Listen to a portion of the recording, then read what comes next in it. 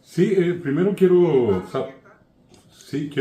antes que nada saludarles a todos en guaraní decimos Baishaba, hola, ¿qué tal, cómo están? Y a todos los que están presentes, a los que nos siguen, y quiero agradecer de manera muy especial al profesor Celso por esta gentileza de invitarme a hablarles sobre el tema de la mitología guaraní.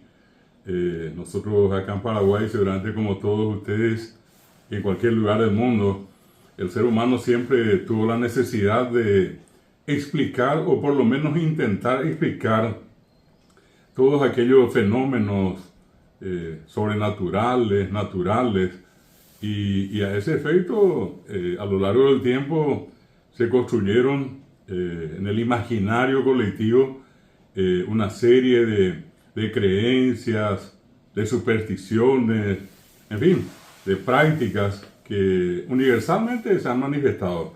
Y obviamente nosotros acá en Paraguay y obviamente en la región, hablamos de una región guaranítica, no estuvimos exentos de intentar explicar, qué sé yo, en este caso, a un ser superior creador de todo, en este caso a lo que tenemos en nuestro entorno, por qué existen las diferentes plantas, los animales, en fin, todo aquello que forma parte de nuestro entorno. Y a partir de allí, entonces, en el intento de explicar todo lo que tiene que ver con lo sobrenatural, sobre nuestro origen, sobre nuestro destino después de la muerte, sobre la presencia de un Dios o de más de uno, nosotros tuvimos y tenemos acá hasta hoy, ¿verdad? Dos fuentes muy importantes. Una que corresponde a un paraguayo ya novecentista del año 1900 más o menos, y él, un gran lector de la mitología greco-latina, le encantaba toda la mitología de Grecia y de Roma en su momento, y era una persona que había nacido en el interior de Paraguay, aproximadamente a unos 100 kilómetros de Asunción, en una ciudad que hoy se llama Iwitimí. Iwitimí es un cerro, el lugar próximo, y entonces toma el nombre del cerro, el lugar también, Iwitimí. Bueno, su nombre es Narciso R. Colmán. Y eran tiempos en que los literatos, los poetas, los músicos se daban a conocer a través de seudónimos, por aquello de que la fama normalmente de los artistas no era muy apreciada en ese tiempo. Entonces usaban seudónimos y con eso se daban a conocer. El seudónimo de Narciso R. Colmán es el nombre Narciso R. leído del revés, ¿verdad? Leyendo del revés es Rosicrán. Y así pasó a la historia Rosicrán, que es Narciso R., el apellido Colmán. Él había ido varias veces a visitar a sus familiares allí en su natal Iwitimí. Y en una de esas fue acompañado por unos amigos, como tenían la costumbre de salir normalmente allí la gente a cazar. De la cacería dependía inclusive parte del sustento, de la alimentación. Entonces la costumbre era salir de cacería. Estamos hablando, repito, de 1920, 25 y un poco más.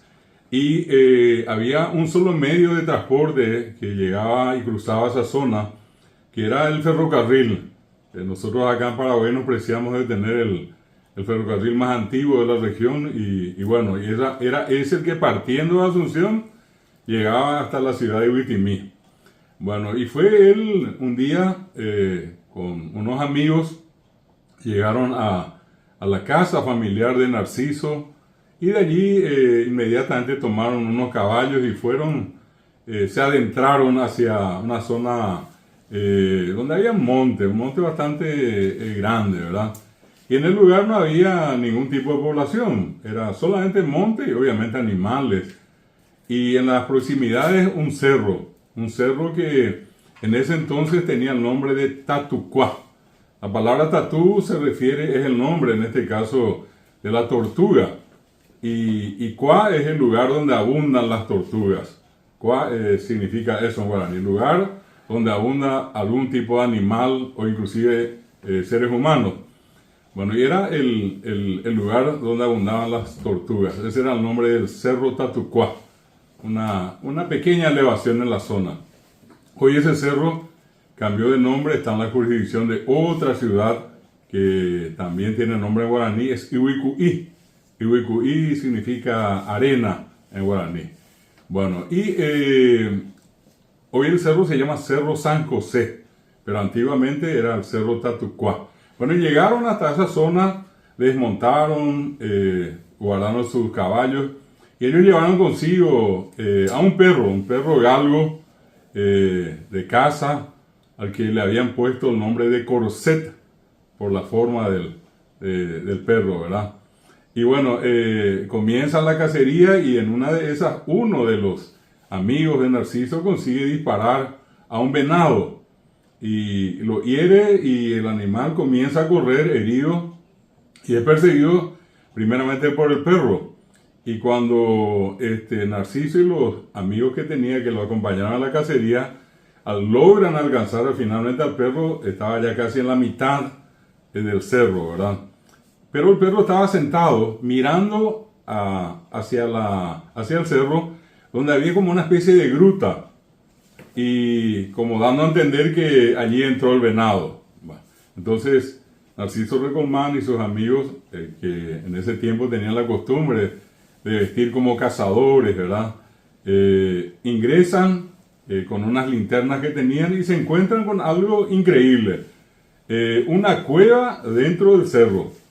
Y una cueva tan especial, tan grande, que frente a ellos, o sea, del otro lado de ellos, decían más o menos unos 10 metros en la distancia, había una imagen que cuando se acercaron se dieron cuenta que era la imagen tallada en piedra de un indígena sentado como en un trono, sobre un pedestal, ¿verdad? El trono puesto sobre un pedestal, más o menos a 1 metro de altura. Y allí, sorprendidos ellos con eso, se preguntaron de qué se trataba. Lo notable es que era la imagen de un indígena, un indio, obviamente guaraní de la zona, que tenía en la espalda una caparazón de tortuga, coincidentemente con que el cerro se llamaba Tatucuá, el cerro de las tortugas. Y tenía en la frente un símbolo que normalmente nunca fue conocido así abiertamente en las investigaciones que se hicieron hasta ese momento, un triángulo. Y les llamó mucho la atención en torno, alrededor en la base, alrededor del trono, habían una serie de pedregullos de distintas formas. Entonces ellos allí tipo safari en su indumentaria se sacaron una foto con esta imagen, detrás de ellos una imagen enorme. Ellos calculaban que la figura de aquel indígena hecho en piedra probablemente podía tener hasta 2 metros de altura, decían. Bueno, ¿qué pasó? Narciso Recolmán trajo esos pedregullos y se puso a hacer un trabajo más o menos de interpretación. Se interesó en el tema y comenzó él a crear una historia.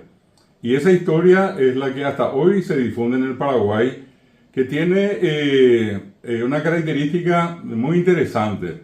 Narciso Recolmán se basó en la mitología greco-latina y algo de la tradición cristiana para crear una mitología guaraní. Que aclaro, esto es creación de un paraguayo en el año más o menos 1925. El libro en sí se llama Nuestros Antepasados, que tiene nombre en guaraní. Nuestros antepasados se dice Ñande Ipuicuera. Ñande Ipuicuera. Ñande es nuestros y Ipuicuera antepasados. Nuestros antepasados. Él lo publica en el año 1929. Y entonces él crea una historia muy interesante, muy ingenua también, y que generó una serie de mitos que hasta hoy son muy conocidos en el Paraguay. Y brevemente les comento la historia que finalmente se narra, o sea que en este caso Narciso Recolmán narró primeramente en guaraní, la versión primaria, la versión original del año 1929, con el nombre de Ñandú y Puicuera, está totalmente escrita de principio a fin en idioma guaraní. Y fue en el año 1937, 8 años después, cuando él publica el mismo libro, pero en la versión en idioma español, en castellano, en 1937. Esas historias contadas por él se difundieron a todo el Paraguay. Un Paraguay muy pequeño en ese momento, que lastimosamente venía de la consecuencia de la guerra de la Triple Alianza, con una población que había sido diezmada. Entonces, no estábamos hablando de una población millonaria, sino que de una población relativamente pequeña, donde este tipo de informaciones corrían rápidamente, de boca en boca. Lo notable que tuvo y que tiene el Paraguay hasta hoy es una fuerte base en lo que podríamos llamar la oratura. En vez de literatura, es muy frecuente, es más frecuente, tiene más fuerza en Paraguay la tradición de la oralidad o la oratura. Bueno, esto, les repito, se contó de boca a oído. Y dice, la historia es muy sencilla. Imaginen ustedes hasta inclusive al Dios cristiano y la versión de una Virgen María, una Inmaculada, María, la Madre de Jesús. En este caso, el nombre guaraní de Dios es Tupá. Tupá. Bueno, y Tupá vivía en el sol que es el Cuarají. Y la que hace el papel de esposa de Dios, en la versión de María, es Arací. Arací. Y Arací tenía por morada la luna. Entonces, de alguna manera misteriosa, se enamoraron Tupá y Arací y decidieron contraer nupcias, dice literalmente Narciso Recolmán en su obra. Y una vez contraída la nupcia entre ambos, deciden bajar a la tierra, y en la tierra estaba el paraíso, un paraíso terrenal. Y ese paraíso terrenal es hoy una ciudad emblemática, muy pero muy conocida, caracterizada inclusive por la producción cerámica y por la producción masiva de frutillas en este tiempo en Paraguay. Hoy se llama Areguá, pero la obra original de Narciso Recolmán era Ariguá. Ari significa punta, encima, sería el cerro, la punta del cerro. Y el lugar es un lugar precioso. Si alguno de ustedes conoce Areguá, se va a quedar enamorado, se va a encantar con Areguá. Es la ciudad para muchos veraniega, es la ciudad del descanso. Y Areguá tiene una parte del famoso lago Ipacaraí, ¿verdad? El lago más conocido del Paraguay, que está inclusive cantado en una hermosa obra que se llama Recuerdos de Ipacaraí, que más de uno de ustedes habrá escuchado esta hermosa guarania. Bueno, y entonces dice que bajan a Areguá y allí tienen les decía yo, pasan acá al paraíso terrenal, la luna de miel.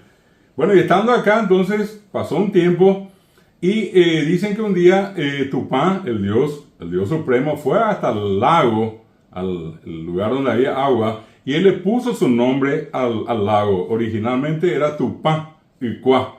Icuá significa el lago, y Tupá, el lago de Dios. Con el tiempo eso fue cambiado, se le cambió el nombre, quedó en Tapaicuá y más adelante pasó a llamarse Ipacaraí. Pero el nombre antiguo era Tupaicuá. Y dicen que Tupá fue hasta el lago, iba hasta el lago a traer el agua, y en una de esas trajo la arcilla, que se dice es la mejor arcilla que existe en Paraguay. Y con esa arcilla, él le agregó a la arcilla, en la mezcla con el agua, la sangre de un cien pies, que es el ambuá, se le dice en guaraní al cien pies. Y a eso le sumó la savia del caaruishá, una planta, y con eso armó una masa, una argamasa, y con eso hizo dos imágenes, la de un varón y la de una mujer, que cuando puso las dos imágenes al sol, hechas en barro, repito, al sentir el calor del sol, se secaron y tuvieron vida. Y al tener vida, la imagen del varón pasó a llamarse Eru Pamé. Pamé significa máximo, Iru es padre. Narciso Recomán en la traducción dice el padre común de la raza americana, Eru Pamé. Y la mujer, Si Pamé. Si es madre y Pamé es máxima, suprema. Y Narciso Recomán dice Si Pamé, la madre suprema de la raza americana. Y allí estaban las versiones de Adán y Eva. Adán y Eva, versión guaraní.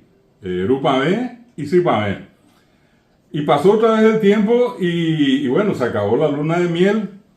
Y tanto Tupán como Arací decidieron volver cada uno a sus respectivas moradas, que estaban al cuidado de ellos. Tupán volvió al sol y Arací fue nuevamente a la luna. Pero antes de retirarse, Tupán dejó para tentar a sus dos hijos, Arupamé y Sipamé, la versión, repito, de Adán y Eva, creada por Narciso Recomán, deja dos espíritus, uno del bien llamado Angatupiri.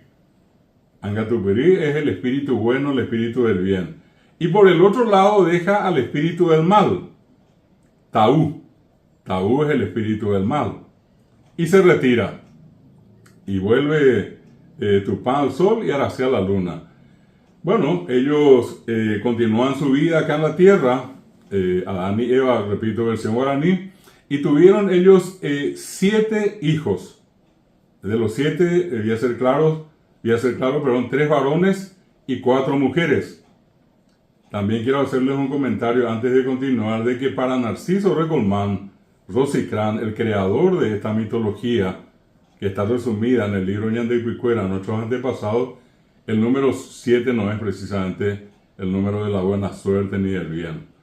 Para él todo lo que ocurre con el 7 va a ser maligno, perverso, ¿verdad? El 13 es un número, cosa notable, cosa misteriosa, Narciso Recomán. Y entonces, ¿qué es lo que pasó? Rupamé y Sipamé tuvieron 7 hijos. Los 3 primeros varones, uno llamado Tumé Arandú. Tumé Arandú. Bueno, y Tumé Arandú para muchos pasó a ser Santo Tomás, que en la creencia paraguaya dejó sus huellas. Por ejemplo, en un cerro asunceno, una elevación que teníamos acá en el centro de Asunción, Tacumbú, un cerro ubicado en el barrio Tacumbú. El otro, que también pasó, dicen, por los cerros de Yaguarón para llegar a Paraguarí, donde finalmente se perdieron sus huellas. Tumé Arandú, el primero. Luego, el siguiente hijo, Marangatú.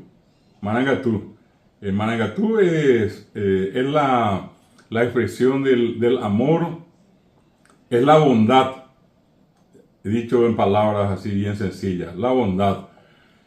Y finalmente nació el tercer varón llamado Yapeusá. Yapeusá, que es el cangrejo en castellano, Yapeusá, que tenía una peculiaridad tan llamativa. Él nació al revés y vivió al revés. Se movía al revés como los cangrejos también, ¿verdad? Son los 3 varones. De los 3 varones, el segundo, el del medio, Marangatú, tuvo hijos e hijas, pero entre las hijas, una mujer preciosa, que probablemente en este tiempo podría ser Miss Universo, ¿verdad? Y me estoy refiriendo a una mujer que también tenía una característica muy particular. Aparte de ser hermosa, hermosísima, tremendamente hermosa, era dormilona. De allí se le puso el nombre de Queraná. Bueno, y ya hago el comentario que Queraná es la hija de Marangatú, la más hermosa de las mujeres de su estirpe. ¿Qué pasó? Nacieron 4 mujeres después. Nació, por ejemplo, Guaraciaba, que según Narciso Recomán es la madre de la raza guaraní. O sea, Guará, allí está la inicial de guaraní. Y por el otro lado nació Tupinambé o Tupinambá, que por Tupí pasó a ser la madre de los Tupí, ¿verdad? Y nacieron dos mujeres más, una llamada Ponasí, la diosa de la belleza, y la otra Iracema, el murmullo de las aguas. Entonces allí tienen ustedes a los 7 hijos, 3 varones, 4 mujeres, de descendientes de Rupamé y Sipamé. Bueno, pasa el tiempo y de Keraná, de esa hermosa mujer, se enamora el espíritu del mal. Se enamoró perdidamente, pero terriblemente enamorado. Taú resuelve hacer algo que hasta hace muy poco era muy común, no solamente en Paraguay, sino que en la región: secuestrar a la mujer. Porque acá la costumbre era clásica de que los padres no querían que la hija, sobre todo, saliera de la casa. Y entonces, ¿qué hacían los galanes? ¿Verdad? Secuestraban a las mujeres, las embarazaban y luego volvían a la familia, ¿verdad? Ya con la mujer embarazada. Y eso mismo empezó con Taú cuando resolvió secuestrar a Keraná. Pero se interpone por pedido de la Madre Suprema de Arasí, de la Madre Suprema, se interpone el espíritu del bien, Anga Tupiri. Y se desarrolla una batalla tremenda entre el espíritu del bien y el espíritu del mal. ¿Y qué pasó? Pelearon 7 días, aclaro, con sus 7 noches, y consecuencia de eso aparece un personaje hasta ese momento jamás mencionado, un personaje misterioso, el abuelo de Taú, del espíritu del mal, llamado Pitayobay. Y con la ayuda de su abuelo Pitayobay, Taú consigue vencer al espíritu del bien y rapta a Keraná. Es la primera victoria del mal en la historia. Rapta a Keraná, y cuando se produce el rapto, la Madre Suprema, Arasí, maldice la relación de ambos, de Taú y de Keraná. Y en ese proceso, ¿qué es lo que ocurrió? Tuvieron hijos, y esos hijos ya fueron maldecidos por Arasí. Y nacieron 7 monstruos, producto de la maldición, y para más otra vez, otra condena, 7 mesinos. Hasta no hace mucho, un 7 mesino no era precisamente muy bien visto. No era muy bien visto por el hecho de que no nació normalmente. Y entonces a partir de allí, repito, tenían una doble maldición de ser monstruos y de ser 7 mesinos. Y nacen allí. Quiero ahora sí compartir la pantalla, si es que me permiten. Voy a proyectarles una imagen o unas imágenes que tengo acá. Un segundito, acá les voy a preparar la primera. Esta es ya una visión muy artística de lo que son nuestros mitos, lo que les voy a ir mencionando ahora. Esta es la imagen de Taú raptando a Keraná, ¿verdad? Y la consecuencia de esta relación fue el nacimiento de 7 monstruos, 7 mesinos, ¿verdad? El primero de ellos, yo les decía, siguiendo la tradición de Grecia y de Roma, de tener dioses y semidioses, con la figura, les decía, del centauro por un lado, el hombre, mitad caballo, Medusa, la mujer con cabellos de serpientes. Bueno, acá, esta es la primera, este es el primero de los 7 mitos, ¿verdad? Este es el llamado Teyú Yaguá. Teyú quiere decir lagarto, y 7 cabezas de perro. Por eso les hablaba yo del número 7, que en todos los casos el número malo para Narciso Recomán. ¿Cuál fue el siguiente mito que nació 7 meses después? Fue el Mboi Tu'i. Mboi quiere decir víbora y Tu'i quiere decir loro. Esta es una serpiente con cabeza de loro. Cabeza y las extremidades del loro, ¿verdad? Mboi Tu'i, el segundo. Y este es el conocido Yacyretá Teré. En el caso de Yacyretá Teré, es una Es un mito no usual si vamos a vincular con el mundo indígena, porque entre los indígenas nunca, salvo ya en este tiempo, hubo población muy blanca o de cabellos rubios, ¿verdad? Entonces era todo un misterio. Este es el niño que sale a la siesta, hasta hoy en la creencia del Paraguay, es que este niño sale a la siesta y a percatarse si los niños duermen la siesta.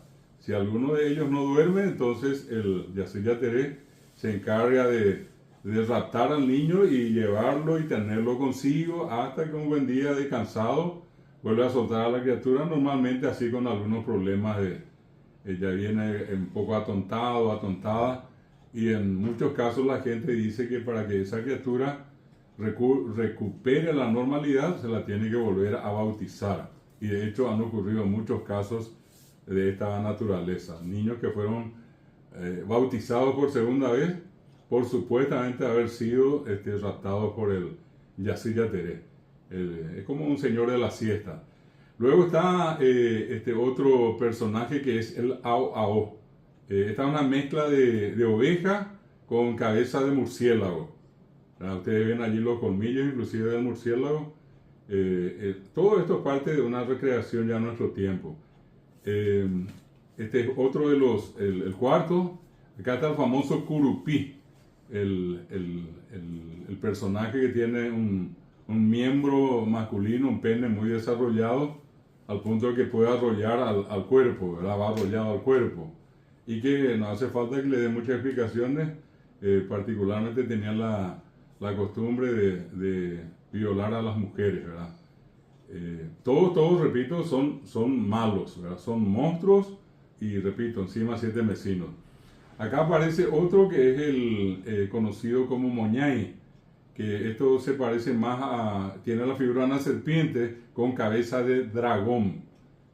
Todo, insisto, de la genialidad, por decir de alguna manera, de Narciso Ricolman. Y llegamos al más temido de todos, que es el famoso Luisón.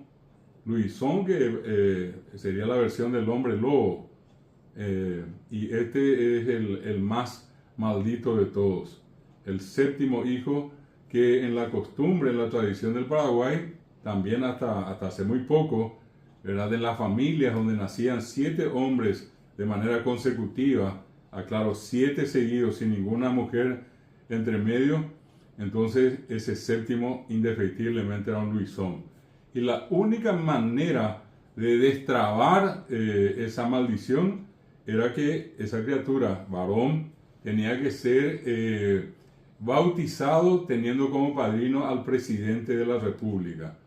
El expresidente Stroessner, nuestro país tuvo varios ahijados que eran séptimos hijos, y de esos hay inclusive registros documentados.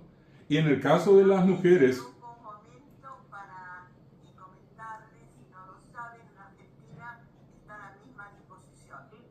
para que no haya peligro de que lo maten al séptimo varón. Entonces, el presidente de la República es el padrino. Excelente, qué dato interesante, ¿eh? Bueno, y acá en el caso de 7 mujeres seguidas, la séptima bruja, ¿eh? La séptima bruja, y la maldición solamente podía ser levantada también cuando la primera dama, la esposa en este caso de Stroessner por muchos años, se encargó de ser madrina de las séptimas hijas mujeres, para que no sean brujas. En el caso del séptimo varón convertido, Jean Louison, la única manera que existía de matarlo y eliminarlo definitivamente era usando balas de plata, balas bendecidas, balas de plata bendecidas. La única manera de poder matar a Louison. Caso contrario, esto era una cuestión interminable que aparecía y recontraparecía por todas partes. Bueno, estos son los 7 mitos que son hijos de la relación de Taú y Queraná, la relación que fue maldecida por Arací, por la diosa suprema, la esposa de Tupã. Bueno, esto es lo que en síntesis quiero comentarles de la versión más conocida. Luego, paralelo a esto, está la verdadera mitología guaraní, que me refiero ya a la cultura guaraní de los pueblos indígenas del Paraguay, que nada tiene de esto, ¿verdad? Nada, absolutamente nada de esto. En la concepción de los guaraní, por ejemplo, el primer ser que aparece no fue siquiera un ser humano, fue un ave, el famoso Mainoí o Mainumbí, el picaflor o colibrí. Ese es el ser más importante en la mitología de los guaraní, de los nativos. Y paralelamente después aparece otra ave, el urucureá, la lechuza. Yo tengo una acá que por ser egresado de filosofía, yo le tengo mi propia lechuza conmigo, ¿verdad? Bueno, el urucureá, ahí donde volaba el Mainoí, el colibrí, dejaba rastros de claridad.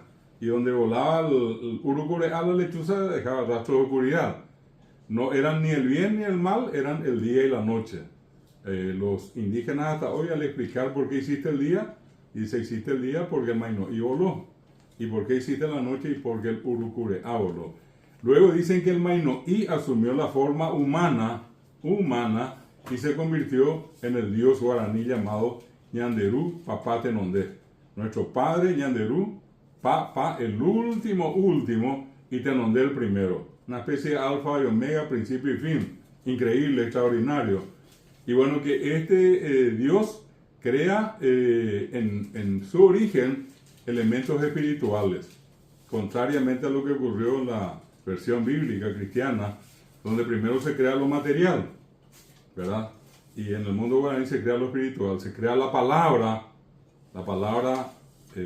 dice literalmente, en medio de las tinieblas originarias, antes de tenerse conocimiento de todas las cosas, nuestro Padre creó el fundamento del lenguaje humano e hizo que formara parte de su propia divinidad. La palabra es parte de Dios, la palabra sagrada está hoy para ellos. Y por el otro lado, un segundo elemento, el amor al prójimo, y el tercer elemento, un himno sagrado, ¿verdad? Luego creó a sus hijos, y a los hijos los creó muy democráticamente el Dios guaraní, porque los creó hombre y mujer al mismo tiempo. En el mundo guaraní no es que la mujer es consecuencia de la famosa costilla de Adán. Acá en el mundo guaraní, Ñanderú crea a sus 4 hijos, Ñamandú, Tupá, Caraí, Yacairá, hombres y mujeres. Y luego se crea la tierra y luego se crea todo lo que existe. Esa es la otra versión. En esa otra versión no existe ni Taú, ni Queraná, ni Irupaé, ni Sipaé, no hay Luisones, no hay Yacyyateré, no hay Curupí, no hay nada. Uno le pregunta eso al indígena y queda mirando, sorprendido, y dice, Mario Pea, ¿qué es eso? Y cuando yo muchas veces me tocó decirle, bueno, pues esto de ustedes, nosotros contamos como que esto de ustedes, no, yo no conozco, eso me decían más de uno. Yo llevo 45 años trabajando con comunidades indígenas en Paraguay y he preguntado a tantas y tantas personas de esas comunidades, y esta primera mitología que les relaté es conocida solamente por los paraguayos, ¿verdad? En la creación, repito, fantástica, Narciso Recomán. Esta segunda versión, si alguno de ustedes quiere, puede conseguir en internet, inclusive descargar este libro que se llama, van a ver ustedes, Aibú Arapitá. Aibú es la palabra, Arapitá es el fundamento, es la raíz, el fundamento del lenguaje humano. Estos son textos indígenas que fueron recopilados por el gran León Cadogan, uno de los más grandes antropólogos de la primera mitad del siglo pasado, que dejó un legado extraordinario sobre las verdaderas creencias, mitos, supersticiones y leyendas de los guaraníes. Bueno, hasta acá llego, y si por allí hay alguna consulta, algún comentario, quedo gustosamente a disposición de ustedes. Muchas gracias por haberme escuchado. Muchas gracias, profesor. Profesor, le quiero transferir la pregunta que hizo la compañera Yajaira. Si en la primera parte de la ponencia fueron de transmisión oral, la parte de Yacyyateré y compañía, o realmente fueron creados por este autor, por Rosiclán. En realidad él creó los mitos, por ejemplo, no eran conocidos, o sea, nunca fueron conocidos acá, por eso dije, son creaciones de él. El caso de Teyuyaguá, ¿verdad? El caso del Moituí. El Teyuyaguá es el lagarto con 7 cabezas de perro, el moituí, la víbora con cuerpo, perdón, víbora y loro, ¿verdad? El que sí ya era conocido era Yacyr Yateré. Él incorpora a su mundo mitológico a Yacyr Yateré. ¿Cuál es otro que no era conocido? Era el caso del Aoao, el caso del Curupí, el caso del Moñay. Sí, también ya fue conocido, más bien como una incorporación de la colonia, de la llegada acá de los inmigrantes, de los extranjeros, el tema de Luisón. Luisón, de hecho, todos sabemos, es un mito universal, ¿verdad? Aparece hasta en la película, ¿verdad? Los nuestros un poquitito más raídos, ¿verdad? Más entre casa, pero también ellos se salen en películas. Y acá no se mencionan los otros que son muy conocidos en Paraguay, como el Pombero o Caraí Pijaré, el Señor de la Noche. Está el famoso Malavisión, ¿verdad? Que también todo el mundo conoce, que son los otros personajes que él no menciona, porque él creó esta mitología. De la mitología tradicional, él solamente incorporó al caso de, les decía, Yacyr Yateré y Luisón. Y el otro, digamos, personaje que es, pero con múltiples presentaciones, es lo que nosotros conocemos con el nombre de Pora. Pora, que son los fantasmas de Poras, y tenemos muchísimos cuentos que se cuentan en todo el Paraguay. Es increíble. Yo he hecho investigaciones sobre lo que son particularmente los casos de fantasmas o aparecidos, Pora en guaraní, y lo otro muy conocido en Paraguay son los casos de Pombero o Caraí Pijaré. Yo tengo uno de mis libros, esto lo tengo por acá, bueno, que trata sobre los cuentos populares, y allí en una primera versión yo había rescatado 15 que era de todo un poco. Había el caso de Luisón, de Yacyr Yateré, de Pora, de los famosos entierros o plata de vivir, del Malavisión. Y en el segundo libro que me tocó publicar, ya solamente me dediqué a los dos temas más recurrentes, más conocidos en Paraguay.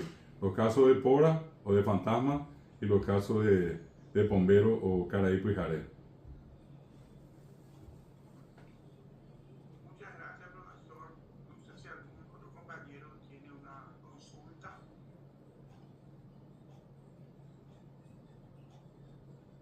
Profesor, lo que a mí justamente estaba comentando es que estos mitos, por ejemplo, fueron institucionalizados en la educación secundaria, al menos en mi época, que estudiábamos el libro de Pedro Molinier, el guaraní, practicábamos con esto, ¿verdad?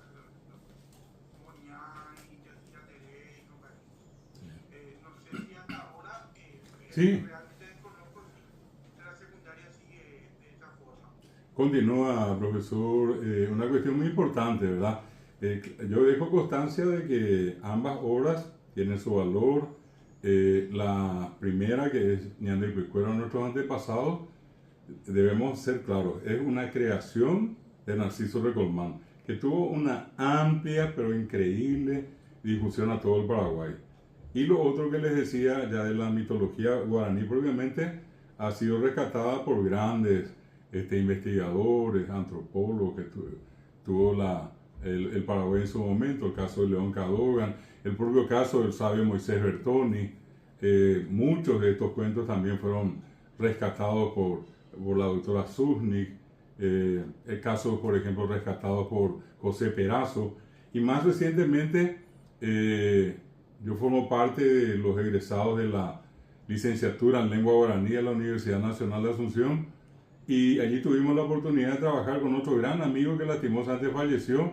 Con él recorrimos el Paraguay de norte a sur, este a oeste, que fue Rubén Rolandi, y hemos rescatado los cuentos populares, entre ellos lo que estamos contando ahora, ¿verdad? Esos están difundidos y tienen la característica esencial de, por muchísimos años, de haber sido solamente transmitidos oralmente. Ya estoy hablando yo de 1980, 85 para ser más exactos, se comienzan a hacer publicaciones. Y el primero que publica cuentos con el nombre de Casos Agendú Ajaí, es el nombre del libro, Casos, cuentos populares, eso en Paraguay, Agendú escucho y Ajaí escribo, fue Rubén Rolandi. Luego ya está una obra mía, está otra de Miguel Ángel Mesa, ¿verdad? Que rescató los casos de otro personaje muy tradicional en Paraguay, el famoso Perurimá, ¿verdad? Y eso recién a partir de 1980. Pero todo lo anterior en Paraguay siempre tuvo una amplia difusión, perdón, una amplia difusión de estos cuentos, estas narraciones, estos relatos, simplemente de manera oral, en dos momentos así muy importantes. A la mañana muy temprano a la hora del mate, antes de ir a la chacra, y ya a la tardecita, allí en torno al fogón, en la cocinita, mientras la mamá estaba preparando una tortilla, algún chipapé, un poco de embellú, sobre todo en invierno, no había ni siquiera televisión ni radio, y eso era lo máximo, ¿verdad? Uno escuchaba todas estas historias y ni siquiera podía dormir de miedo después, ¿verdad? Pero bueno, todo eso forma parte de la oralidad en Paraguay, mi querido profesor Celso. Muchas gracias, profesor David. Celina, no sé si tiene algunas palabras para cerrar esta disertación. Muy brevemente, muchas gracias al invitado y gracias a Celso por su colaboración con este proyecto de intercambio cultural. Creo que hemos aprendido mucho, cosas que realmente no sabíamos, porque efectivamente hay una gran tradición en el norte argentino también, en Paraguay, en Bolivia, que no ha transitado por canales de difusión adecuados y sobre todo no está presente en los programas educativos en ninguno de los niveles. No es fácil ni siquiera alguien que esté trabajando o esté estudiando en una universidad, en una carrera de antropología y antropología cultural, hacerse de estos datos. Así que muchísimas gracias. Al contrario, gracias a ustedes.